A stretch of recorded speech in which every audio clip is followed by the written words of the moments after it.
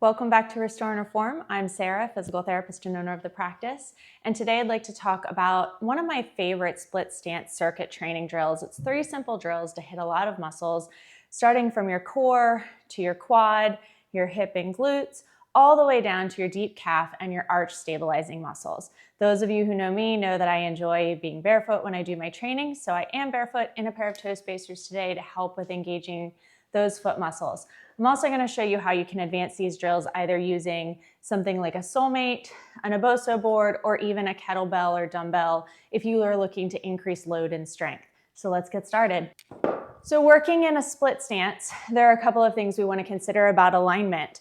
Nothing has to be perfect, but we do want to strive for that best position possible. So as I come into a nice wide stance here, hopefully not stepping on anything today, I'm going to get my body into as wide of a stance as I'm able to do while zippering my pubic bone up towards my navel and making sure that my hips are squared off to the wall in front of me.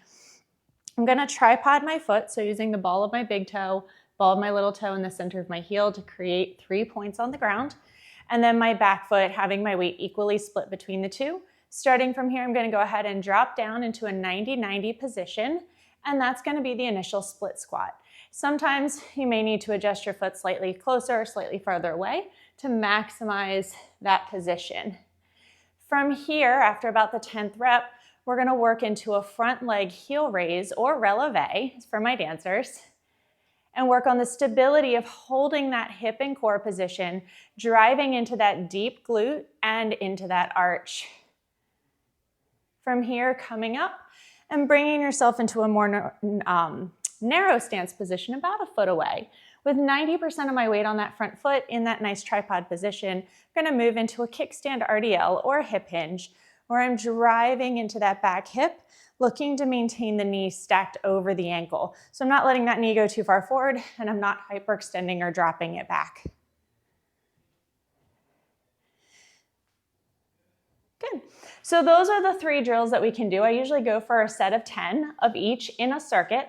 And from there, we can look to add either load in the name of a kettlebell, which would go opposite the front leg, maintaining that nice same position, dropping down and coming back up, holding that position in that releve, front leg heel raise, and dropping straight down in line with the arch on that kickstand RDL. We can also increase challenge or for stability particularly and really work through the foot and ankle by adding either the SoleMate or the Naboso Kinesis Board. I'm going to use the SoleMate today, but both work well. They do different things and they offer different feedback. So know that the tools that you have available can work for you. They just may offer different things. So coming into the SoleMate position, I'm going to take and bring that down on the ground, placing that front foot along the SoleMate. I'm going to tilt this down a little so you can see.